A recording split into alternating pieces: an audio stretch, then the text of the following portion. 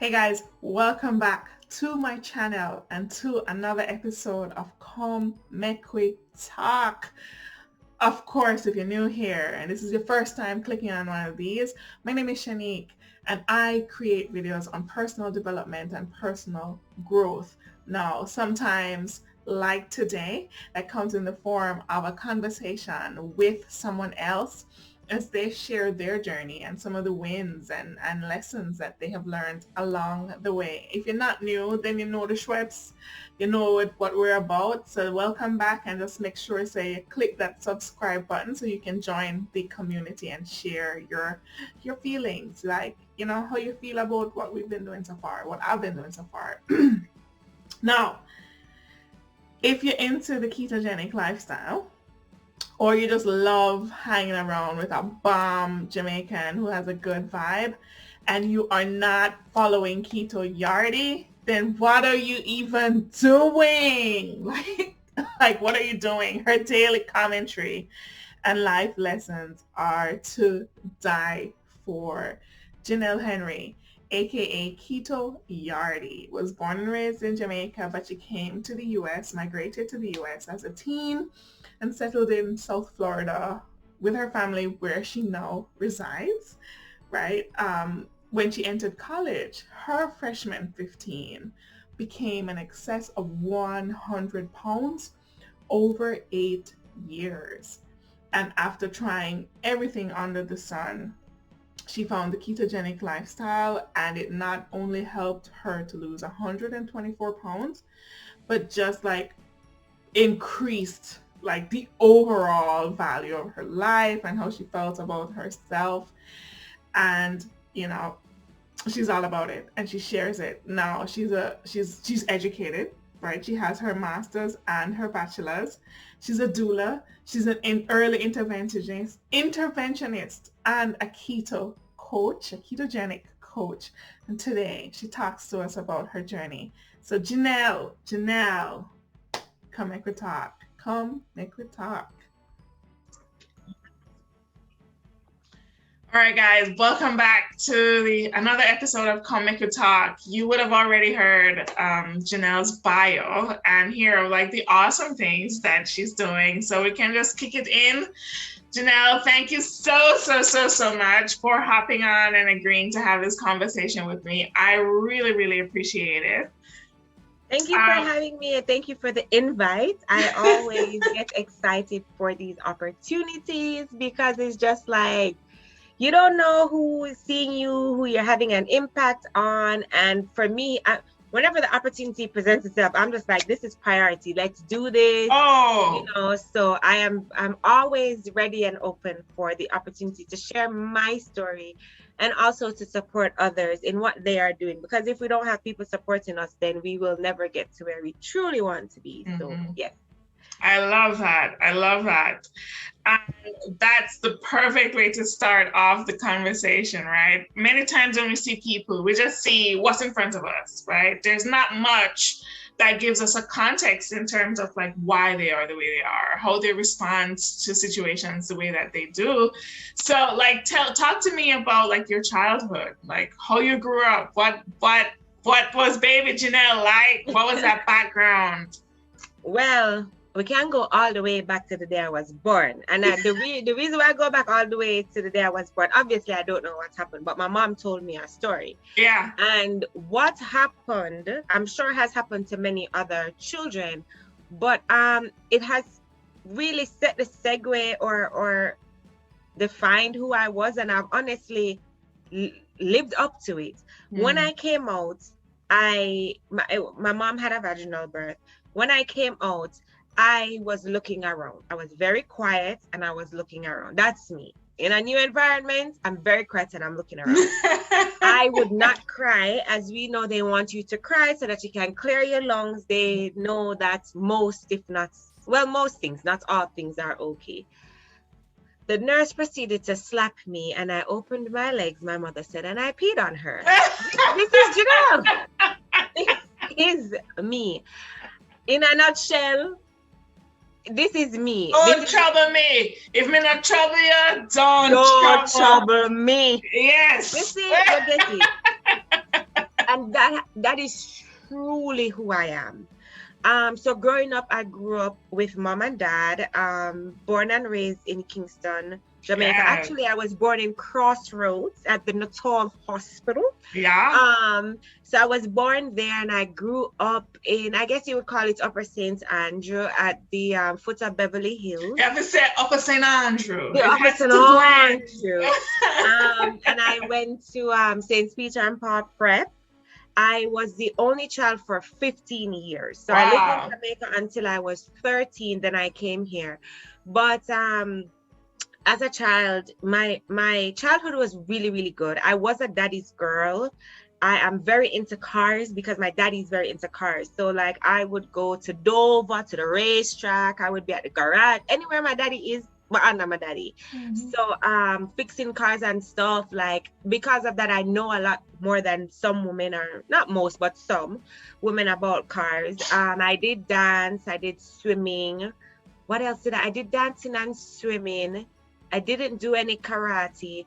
There was a debate in the household about whether or not I was going to play an instrument. They wanted me to play the piano. I wanted to play the drums. Them never wanted to play the drums, so no instrument never played. But, you know, childhood was fun. I danced. My dance company was J-Teen's Dance Company. Nice.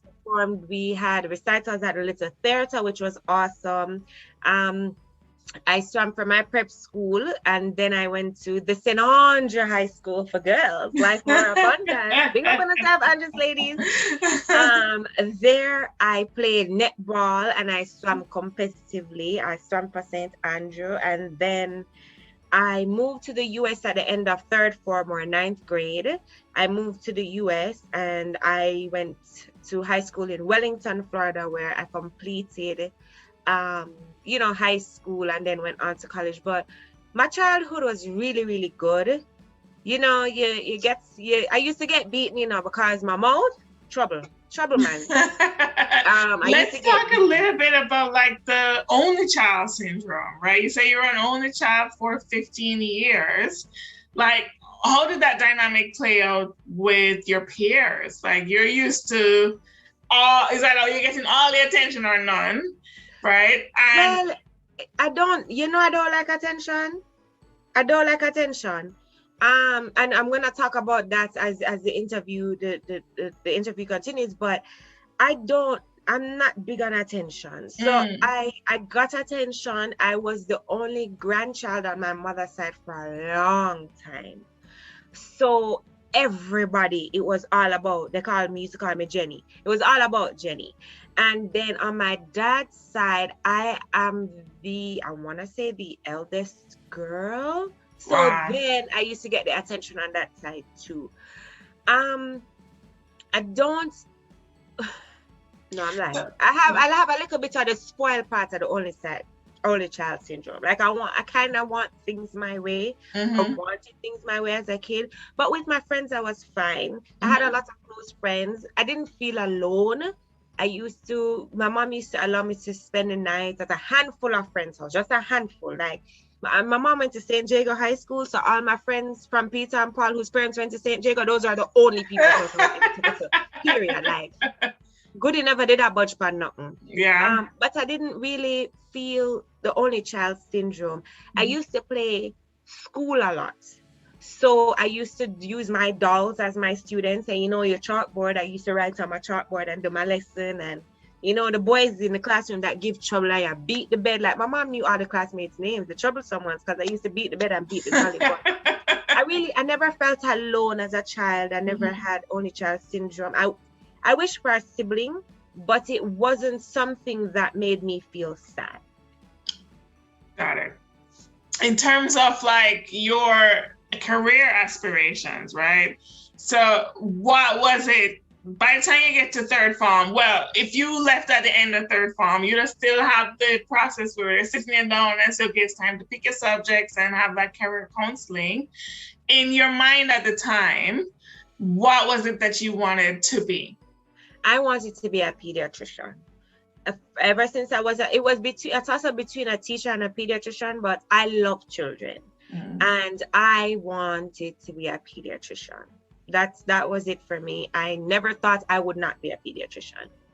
What was your study focused on? Pediatrics?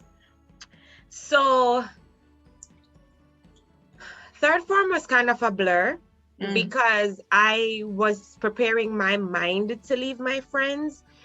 So third form was a blur. I was just trying to get through and bring, my mom's name is Cheryl, and bring Cheryl our grades because I don't want no problems with her. So third form was really a blur. When I came here, high school is very different here. It was just, you have your classes, you do what you need to do. And then when you get to college is when you really start to choose your classes and you kind of have your career trajectory happening, where had I stayed in Jamaica, I would have been already taking certain classes and doing something to prepare myself. So I went into college pre-med and left with a psychology degree, because when I am not, give me bio, mash up bio, wicked any day, all day. But you see the chemistry and the physics, I don't like that. Especially the physics is not my thing. Cause me and maths, from I can add and multiply and count my money, but good. All of them other things, Jheanelle is just not interested in. That's true. But that's funny because as a child, math was my strongest subject. Everything else was okay. English, I couldn't bother with the reading. But when I came here, it switched, because how they teach math here and how they teach math in Jamaica is completely different. I couldn't understand. I couldn't wrap my mind around it. So, yeah. What was that transition like? So as a ninth grader, you're what, 15, 14? I was 14. What was that transition like? Like coming from Jamaica to the US, strong accents. What that placement in terms of fitting in, for finding your own footing, finding that friend circle, finding, that belonging. What was that transition like for you? So when I moved here, we moved to Palm Beach County, Wellington to be exact. My dad's best friend's son attended the same high school as me. So I wasn't really on my own having to figure it out. The first day I went to school, I got off the school bus, and I promise it feels like God placed this person. She was the only person in the hallway. We are still friends today. Wow. I came off the bus and she picked up my actress and said, "My girl, you're Jamaican, come in." Just like that. She took me to my classes. We had a lot of the same classes. So Kim really helped me to navigate. Like, I never felt, that's good. I didn't fit in. I didn't struggle. It was cool to be Jamaican. Like my accent, like they just wanted me to talk, and I'm like, what do want me to talk for? And I was saying, and they're like, oh my gosh, your accent is like, these people are crazy, like wagwan. But and they tried to do the whole wagwan thing, and for us it's like, what happened to you? Like, what's going on with you? But the transition wasn't rough. Good. I was just homesick. I just miss my friends. I miss my box lunch. Yes, I miss my box lunch. Rice and peas and fried chicken with pork gravy and a little. You don't know. Carrot mixed up. Yeah. You don't know. But the transition wasn't rough. I forgot a part of my childhood story. When I was going into grade 4, we moved from Jamaica because my dad was working in Nantucket, which is off the coast of Massachusetts, I think. So I was in Nantucket for a semester. So I had already had the experience of going to school here. And then I can tell you, it was the most foreign thing. I remember the first day of school, I felt like I was going to hell because they don't pray before they eat. And that was so strange for me. Teachers would walk in the class and I would be the only one to stand up because that is what you do when you're at school in Jamaica. Yes, you better have your manners up. Yes. So that was truly an adjustment for me. But I think maybe because I had that experience before, it wasn't as... Second time around wasn't the second time. Plus I had that friend. I made friends quickly. There were other Jamaican kids on the bus. What else am I missing? And my cousin was there. You know how we said daddy, best friend, auntie, cousin, yeah. And my cousin was there. So it was okay. It was really okay. All right. So, I mean, I feel like that in a way, kind of sets you up for success because it kind of relaxed. Like typically, if you move from one country to another, a place that you've never been and you don't really have much friends, like it can take a while to kind of find yourself. Yeah. But, you know, thankfully Kim and your cousin and all those friends that you've made kind of made it the assimilation easier, which is good. Because like for me, like I find that, you know, my child is an only child. She's the only daughter, granddaughter, niece, both sides. So that alone come with its own complexities, but then put her into a new school, then, you know, that desire to want to fit in, that desire to want to have friends, then, you know, that complicates everything. So to have that experience, that I think could only have set you up for success. And that you are, like, in your own right. Like, although, well, maybe psychology is included in much of what you're doing right now, but it is. I feel like you hustle a game up, like, everybody says that. If it's not, you probably have 5 things juggling one time. Coach, your book as an author, keto, podcast, you're a midwife, you're women is like so many things. I do a lot, and a lot of people ask me how I do it, and I work hard but I play hard. I play really hard. I like to be busy. I really like to be busy because how my brain is set up, I have a million tabs open. I literally have a million tabs open at a time. I like to be busy. I like to try different things because I feel like in life, if you don't try a lot of different things, you won't know what's working for you and what doesn't work. And I'm at a place in my life now where things may have worked before and they're not working anymore, and it's okay to let go of what is not working or revamp what is not working and try again. So how do you manage your time? Because like, so you have the split energy concept, right? Where some persons are diehard in terms of saying, okay, you dig one hole 15 feet deep as opposed to 15 holes 1 feet deep. How do you manage your time to ensure that, okay, in making that assessment to say, okay, it's not working for me anymore, you have within yourself knowing that, okay, but I've given it like the optimum level of time to allow myself to master it in order to make that decision? So that is where I am now. So in our next interview, give me a couple months and check me back and I have a concrete answer for you. But where I am now is learning to pause. I'm really learning to pause and sit. During my pause, I'm really trying to sit and observe and see what I can do better. The journey for me to be the best version of myself is something that it's constant for me. It never stops, and it will never stop until the day I take my last breath. Because if I've mastered something per se, okay, then make we take it to the next level now. Make we see if we can up the thing a little bit. And that's just me. How do I manage my time?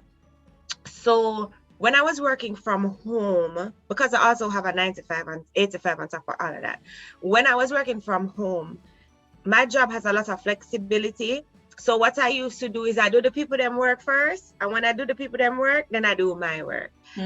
So I used to have days and parts of the day where I block out to just do stuff. So like for the keto business, Keto Yardie, you guys will see graphics and it just looks simple. But the time it takes me to sit down there, to come up with the concept, to tweak it. My god sister, she proves everything for me because she's a graphic artist. So she's like, line up this, change this color, do this, do that. It may take me 2 hours to work on one graphic, you know. And I put it out there, people see it, people like it. If they don't like it, they share it, they move on, or it gets no traction. But for me, it is me working on being the best version of myself. So when I first started the graphics thing, my graphics were sucky. Now I think my graphics are pretty decent, right? But how I manage my time is I just have to say, okay, this is what I need to do for this business. This is what I need to do for this business. This is what I need to do for myself. And I know when I'm burnt out. I'm burnt right now. Burn up. And it's time for me to go play. It's time for me to go take a break again. But just really understanding what I need to be working on and having systems in place. So there is this online, I don't remember the name of it. I really should know the name of it because I haven't used it in a while. But there is this website and this app that you can type tasks into and you can put due dates in. And it Lots of reminds project you. management. Yeah. Yes. So it Asana, reminds Audio, you. Trello. Yes. It reminds me of, okay, this is due soon. And that's my nudge. Mm-hmm. Our sticky notes, they're here. Oh, all over. This is me. And I'm a list person. When I have stuff to do, I need my list. If I don't have my list, the 100 tabs makes me feel overwhelmed and nothing gets done. So sticking to that concept of like a computer analogy, right? I use that too, in that I'm like, okay, if using the list concept, if I don't make a list, I'm a pen and paper person, and then I transfer it to the technology.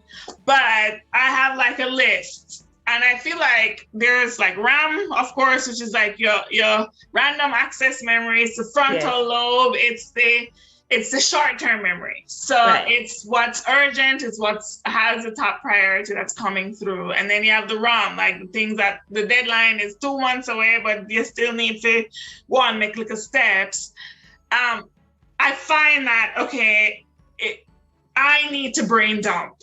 If I'm gonna do any kind of progress on anything, I need to first like put it on paper, because like you said, if you're not organized in such a way, then you don't get anything done, because those tabs cause an overload. So in feeling busy, how do you differentiate feeling busy or liking to be busy versus making progress? Like, not just like moving. How do you measure across all of these things that you do to say, okay, here is a benchmark that will let me know that I've made progress in this space? All right, so let's talk about the graphics, for instance, because that's what's coming to my mind immediately. It first sparks as an idea. If I'm not able to jump on my computer at that time and get onto Canva and start making my graphic, I have a book. Where is the book? The book is not here. It's on the computer table.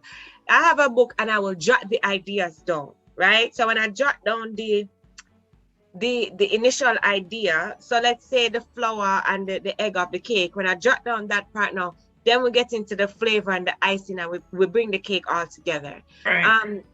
So how do I make progress? How do I measure progress? When that graphic is done. If that graphic is not done, that tab is right here. That tab is right here and it needs to be done. So the reason why I use my list is because even if I can't get to that graphic today, I need to check things off my list in order to feel like progress has been made, right? Now, the reason I use Post-it, I'm very strategic with using Post-its. I will use the front and the back of a Post-it for my tasks for the day. I will never use 2 Post-its because me using 2 Post-its mean that I am overwhelming myself. I'm over exhausting myself, and I'm not going to give adequate attention and focus to the things that I need to get done. So the reason why I use it is because it's small enough to where I can put everything on one side, and if it flows over, I can put them on the back page. I don't list things in order of priority, and I usually do the things that I really don't want to do first. I just get it out of the way. I allow myself to carry things from one day to the next, but if something is brought from today to tomorrow, whatever is brought over has to be done first. Because if I don't, then it's going to go to Friday, then Saturday, and the tabs stay open, right? Yeah, it's like when we say we're going to start out working out on Monday, and before you know it, 5 years past and we don't work out. Okay, well, you choose violence today, so we're not doing that. What drives you? So for a lot of people, right, most Jamaicans probably grow up in a single parent home.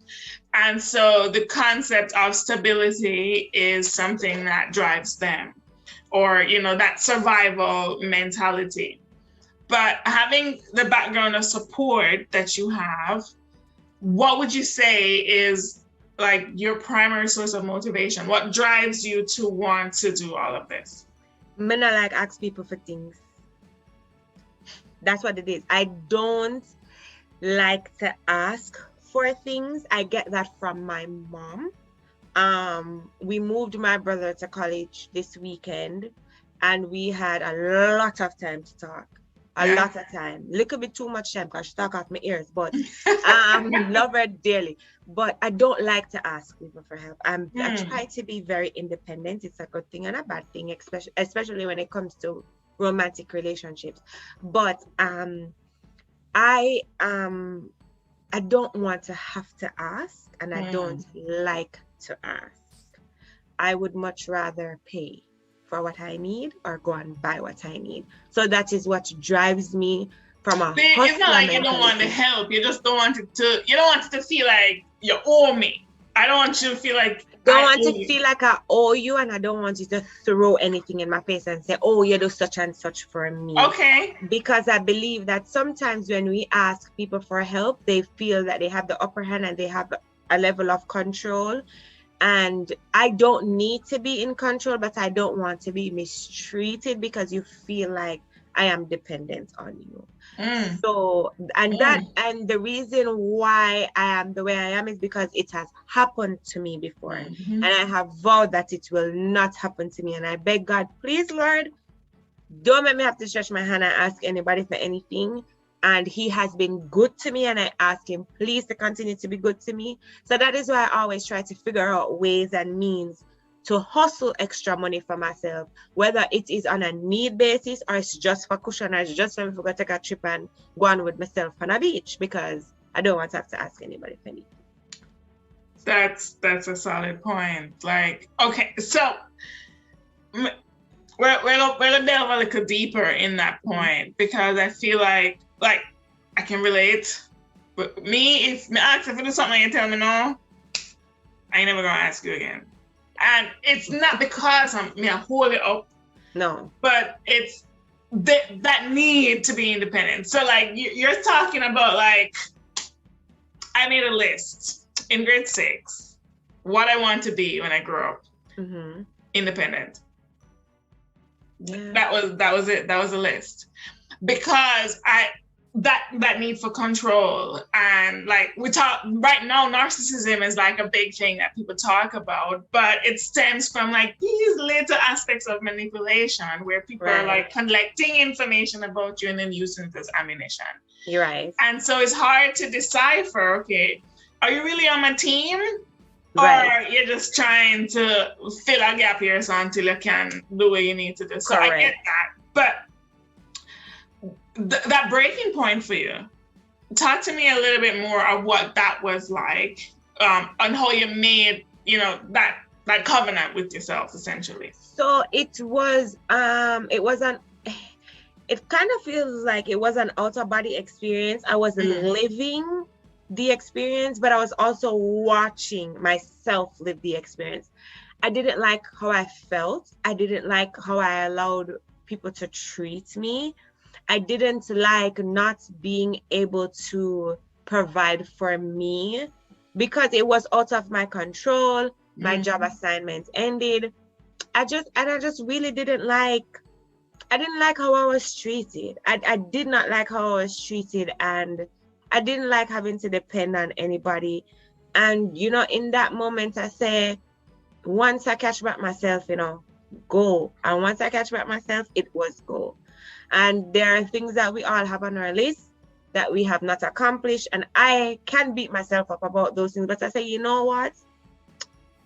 You're not where you were a year ago. You're not where you were 2-3 years ago. You're not where you were 3 months ago. So you may not be where you want to be, but you're not stagnant. And it's important for me to not remain stagnant. There you go. Once there's breath in this body, I will always try to do something. Yeah. Yeah. So that being said, right, and the fact say, with that on go, full speed, gear 5, self-care. You talk about the fact that right now you're feeling like you need to recharge, you need to reignite the flame, refocus, kind of, right now you're doing your internal SWOT analysis to see what's going on. what does self-care look like for you? Like, what are some things that are habitual, and then some things that, you know, say, okay, the car need to go to shop right now, the transmission about to blow, we need to drop it and see what go on. What are those things that So you do? for me, self-care looks like a lot of things. It's very different for me. On the simple, more budget-friendly end, self-care can look like me filling up my bathtub, playing some R&B, lighting my candle, putting on a mask, getting in the bathtub, whether I scroll Instagram, whether I fill up my Amazon cards because I don't have no business filling up the people them Amazon cards. Whether or not we check out, we're not gonna talk about. Or I just, you know, go on Netflix and watch a movie while I soak in the tub. That is on the budget friendly end. I also like to do masks. I enjoy doing my charcoal masks. I like keeping my nails done, especially my toes. I'll do my nails. I keep my nails done, but sometimes I'm just like, listen, I don't have all day to spend at this nail salon. Just do my toe then put on some gel polish, give me a nice pedicure, shape up the thing them, and let's go. On the needing to budget, and for some people, I take trips. I have taken a flight every month. I've taken a trip every month with the exception of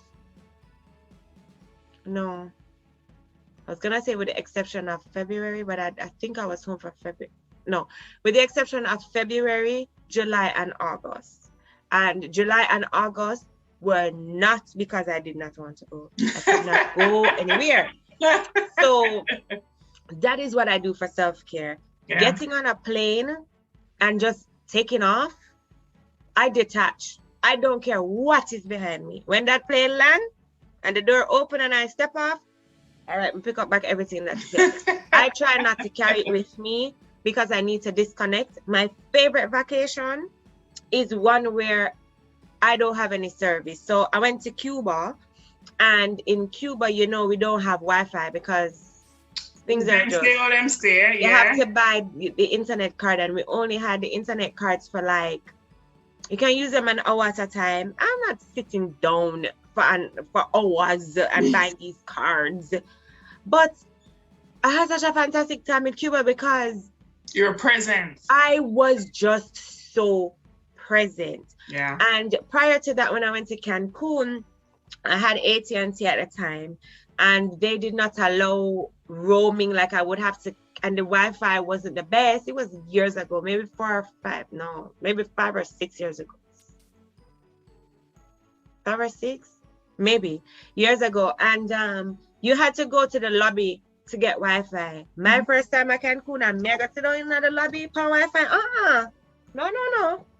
And I just disconnected. Yeah. So self-care for me is taking trips. It's going to new cities. It's going to new countries. I am a foodie. I love to eat. So me going to new countries and just, you know, seeing the way of life, eating the food, tasting things. Oh, I like this. I don't like this. That's really self-care for me. Shopping, I can shop, but I don't have to shop. Another form of self-care for me is taking long drives. When I feel overwhelmed, I live in Broward County in Fort Lauderdale. I'm in Florida, and I'll just drive to Miami. I'll just drive like an hour and a half and go down to some part of some Miami where we never even know exists, and just drive and look at houses and dream. That's self-care for me too. Yeah. Wow. Okay. So you touch on traveling, like, and the needing to do that, having that be a part of your self-care. You touched on, detaching from work and just leaving that like where it is. And then you also touch on food as like that's an experience for you in and of itself that allow you to dream, right? And one of like how I met you was through that avenue, through food, and how food essentially has changed your life and has changed how you're able to interact and do things, right? The keto lifestyle, of course, if anybody knows Keto Yardie, they know that you are, you know, an advocate for doing keto for a lifestyle if that's what works for you, or for a season if that's what you need to do. What got you started? Like, I've heard on your podcast, but I really want to hear like a 60-second elevator pitch on your transition into keto and what, like, I think a lot of times as people, we battle with decisions, right? So we know that there are things that we need to decide on, and we know what a decision is gonna be, but we just haven't had that click yet internally. And once we have that click, it's like, it's a bulldozer. We're going full speed ahead in that decision. We don't care what the ramifications are. What was that moment, that click moment for you? I was tired of my panties being tight.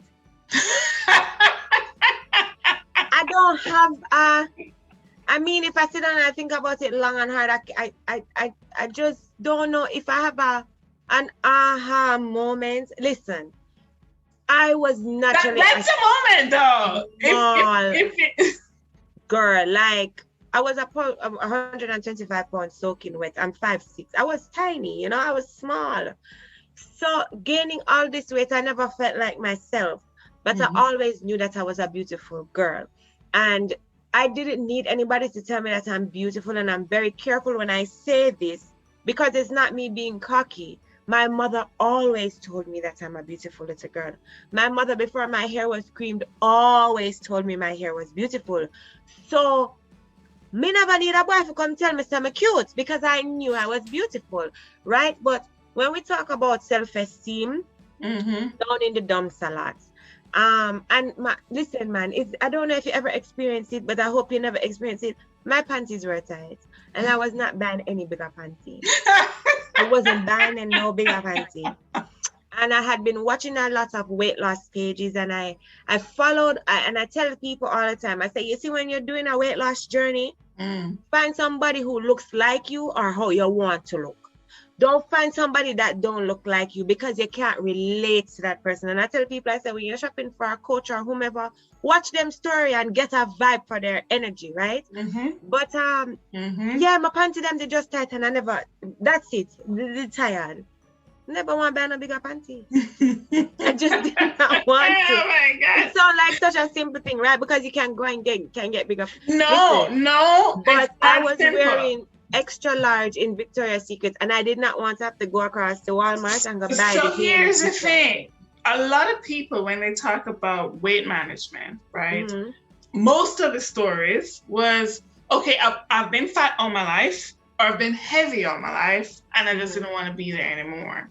Not many times you hear, okay, but I was skinny though, and then I went to, so I can relate to like everything that you're saying. I'm laughing because, Jheanelle, I feel like I'm talking to myself on the other side. Yeah. I weighed 125 pounds, right? Yeah. Modeling, like that narrative on, I don't need a boy to tell me that I'm pretty. My husband will tell you.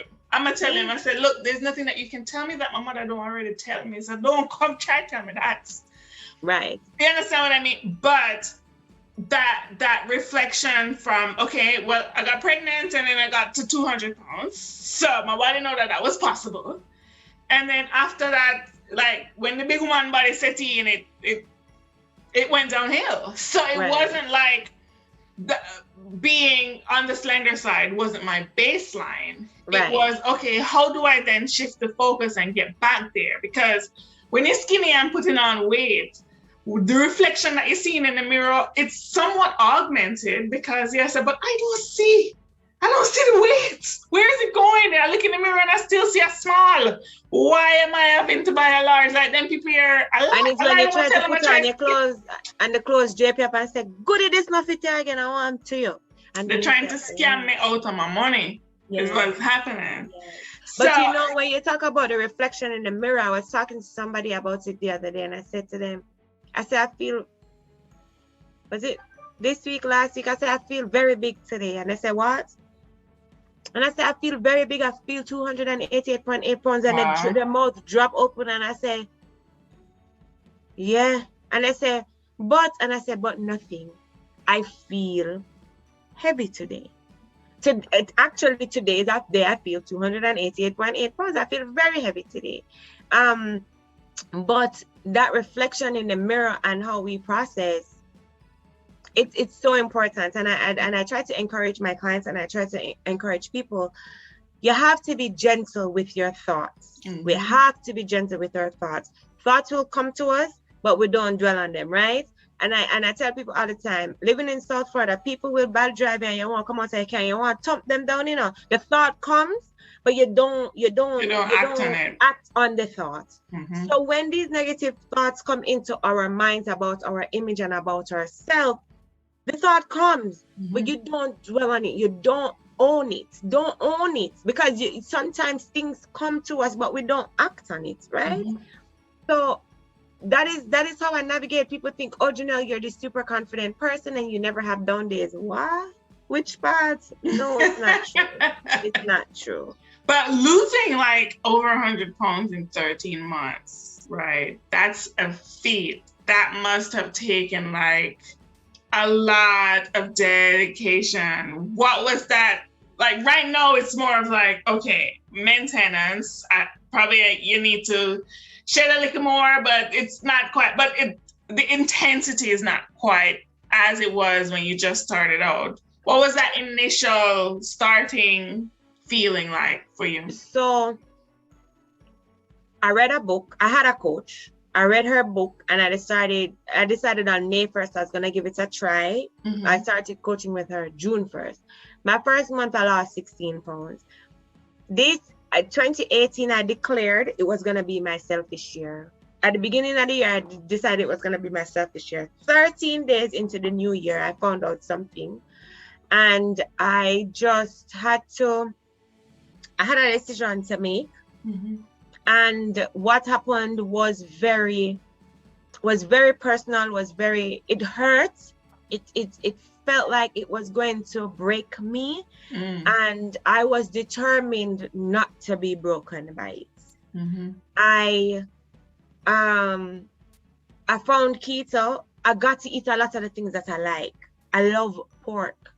And me will sleep beside a pig every night. We love pork, So when I could eat my bacon, I could eat my bunless burgers, I could do these things that I like. I could have guacamole, which I like. I could have the sour cream. I could have the cheese. At the surface, it was all, yeah, I'm in. When I saw that I lost 16 pounds the first month. That was just bonus. Yes, I just said, you know what? I'm going to put that something that would happen to me in the back of my mind.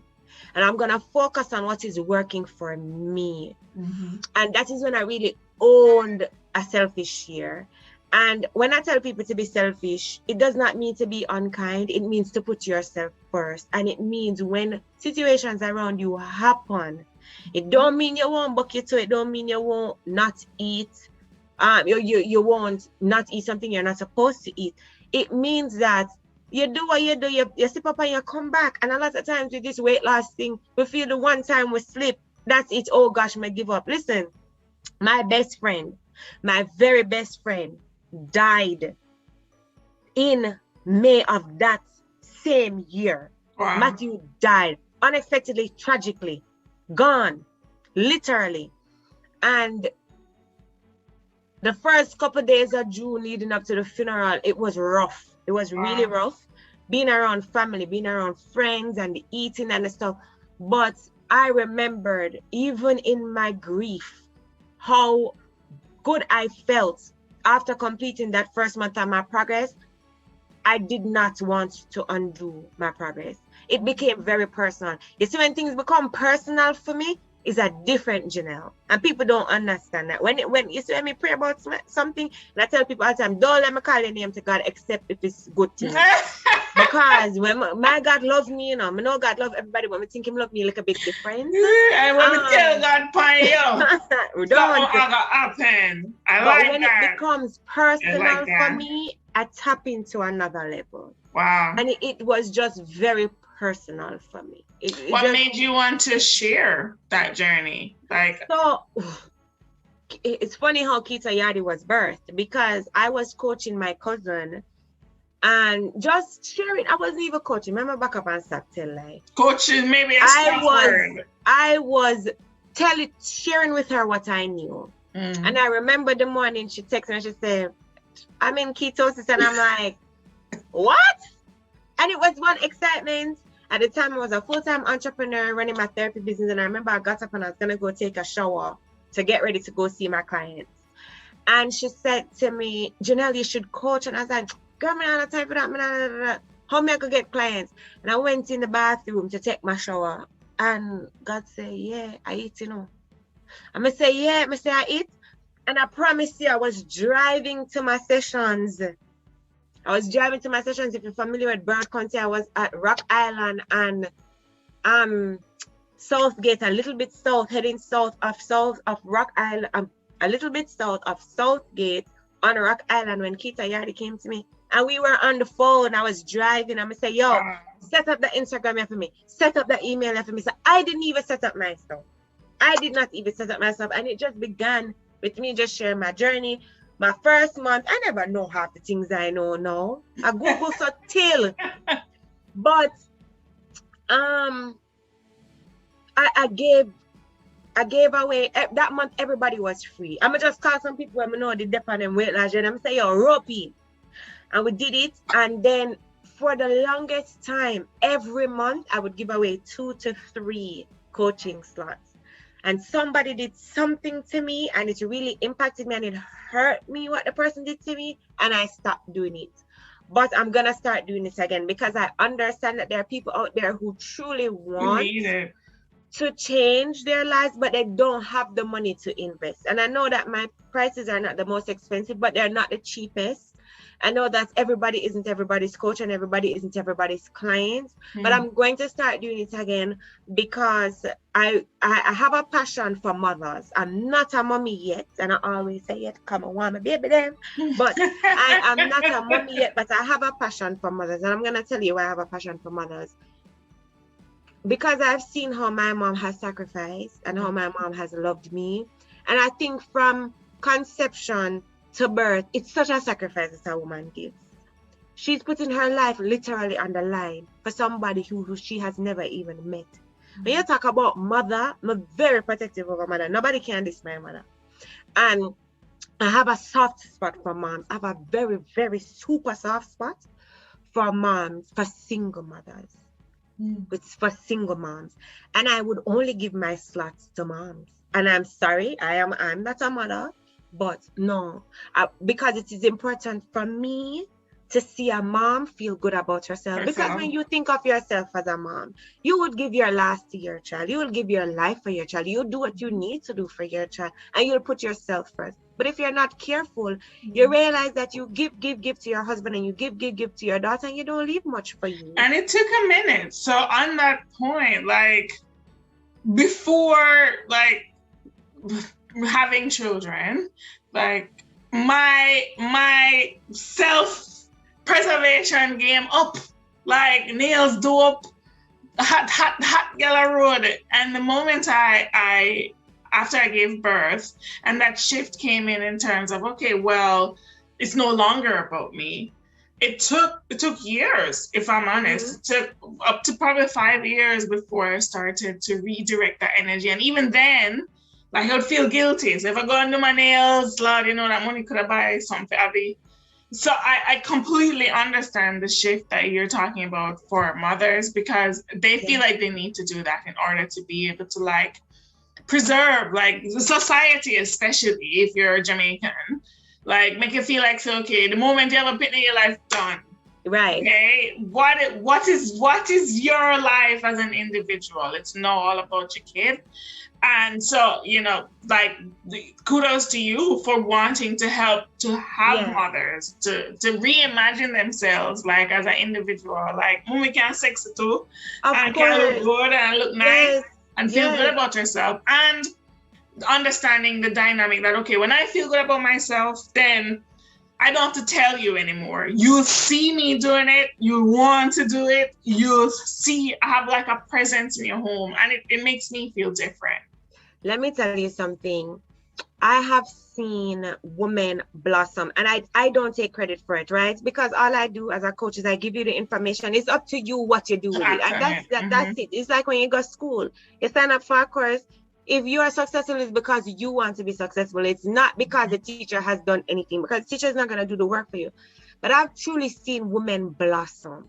I have seen women walk away from relationships that no longer serve them because they've lost some weight and they felt confident about themselves again. They began to feel that they are worth things. You know, they're worth these things, and these things are not out of their reach. Another thing that I force my moms to do is self-care.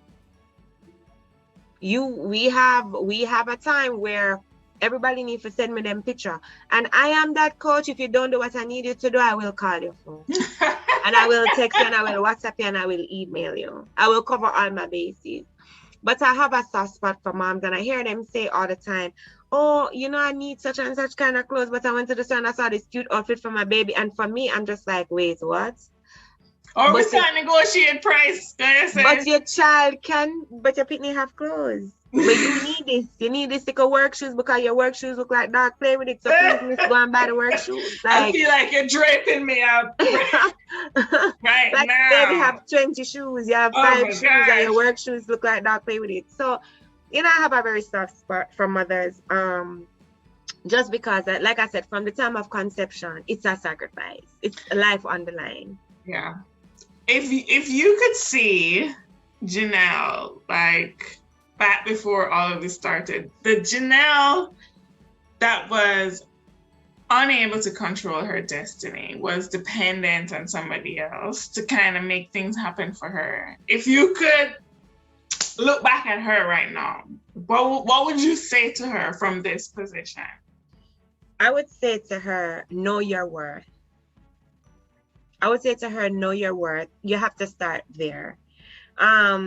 I would also say to her, Jheanelle, you deserve the desires of your heart, but allowing yourself to be in situations that don't benefit you will cause you to not get the desires of your heart. Honor yourself. Honoring yourself is so important, and we honor ourselves in the decisions that we make, right? So I would really talk to me about honor, just defining honor. Let's look at the dictionary, define honor. What does honor mean to me, and how can I honor myself? And I would say to her, like, food don't love you. food is for nourishment.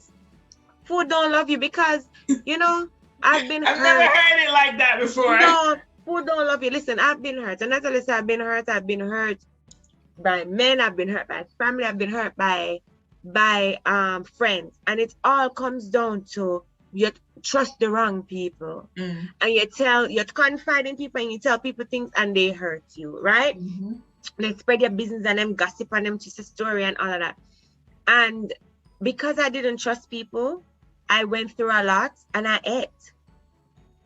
If money wasn't right, I ate. If something happened at work, I ate. If I never get a good grade, I ate. If I had an argument with a boyfriend at the time, I ate. Like, it was just the traffic too much and my head hurt me, I ate. And literally, food was my go-to. Like, food don't love you. A funny story that I tell people all the time. So I was always like a fit girl. Like, I was always the type of person when someone hits from I was like 14, 15, I'm working out twice a day. I had abs. No, it's ablets. Like, you know, that pig and piglet, me have ablets, right? And I remember when I started back and I lost 5 pounds. And to celebrate the losing of the weight, I ordered a pizza. Because that was my go-to. That was my autopilot. Because food was celebratory. Food was, okay, I'm stressed, I need to eat.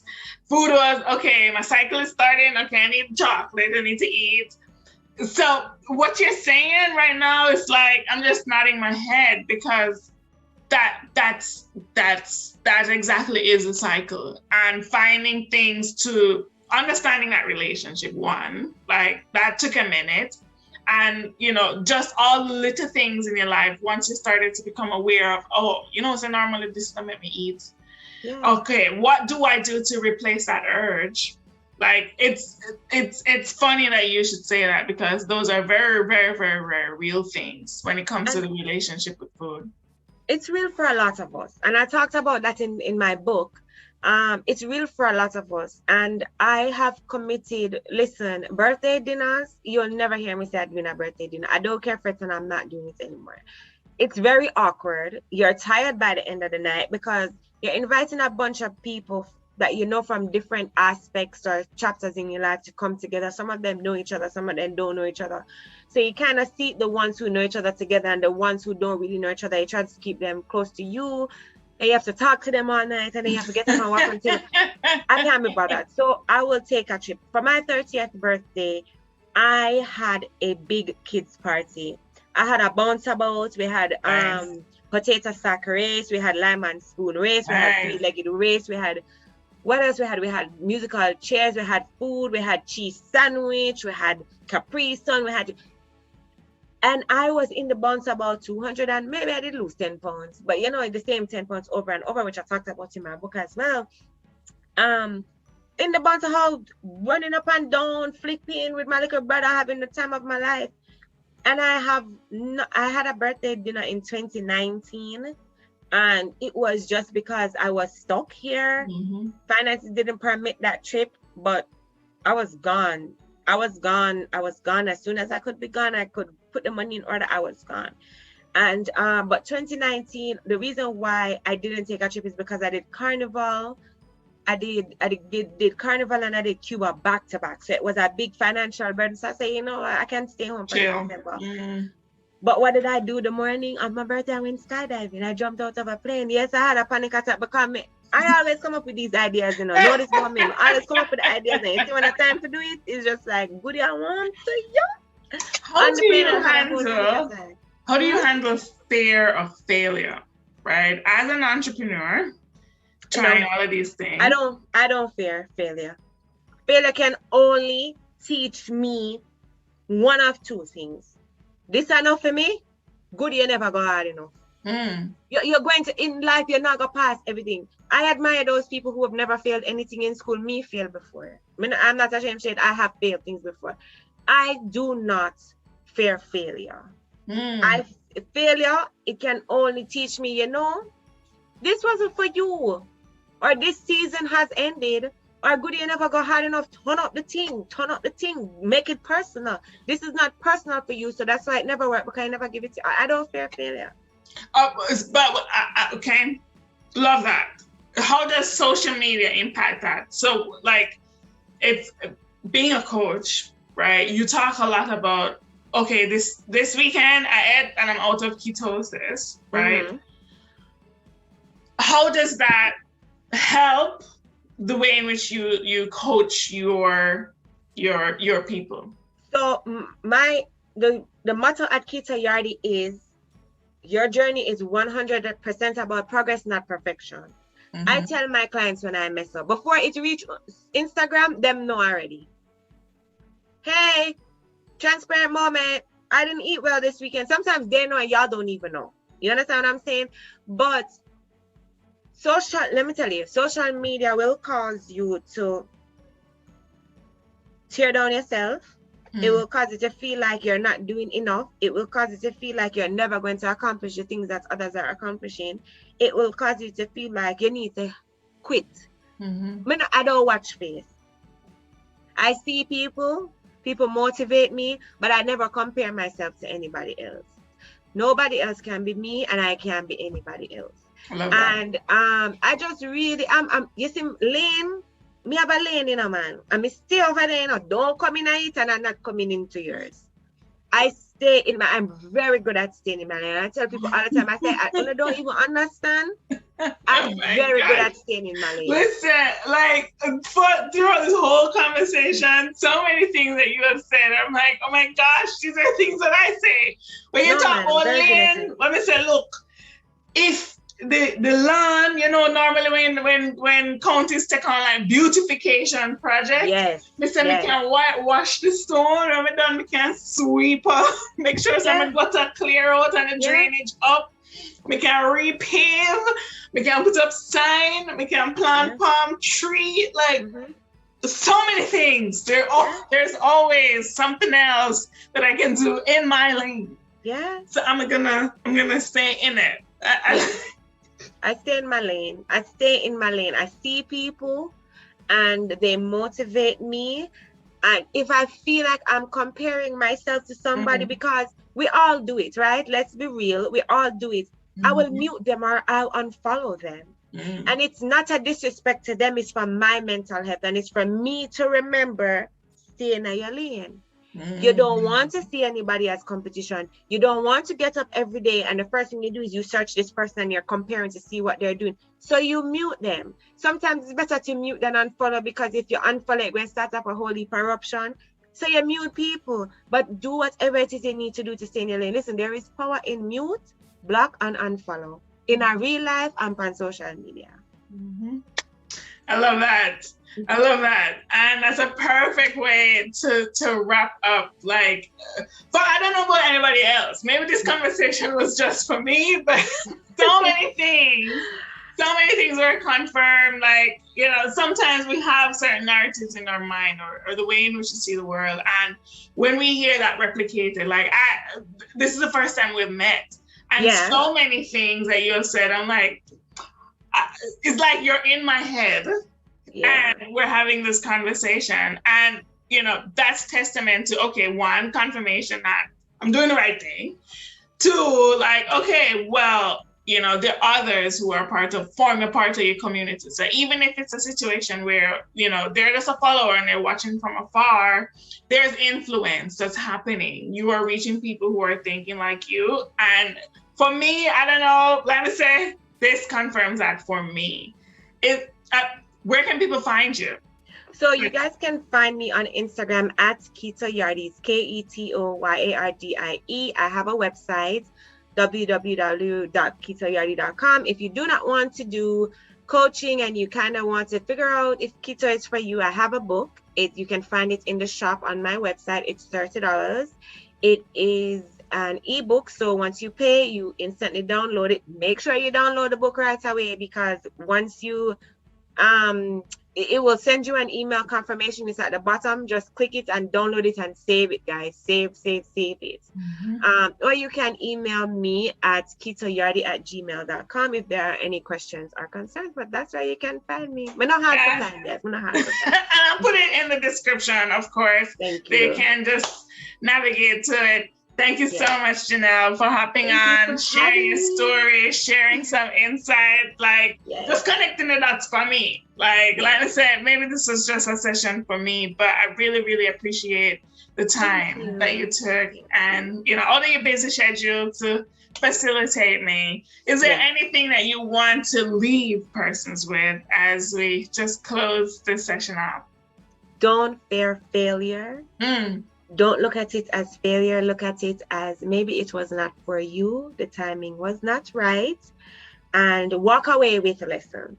Always walk away from every situation, whether good or bad, with lessons.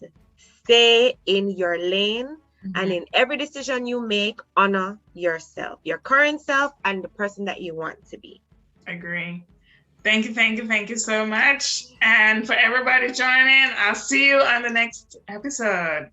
This is Come Make We Talk. Bye.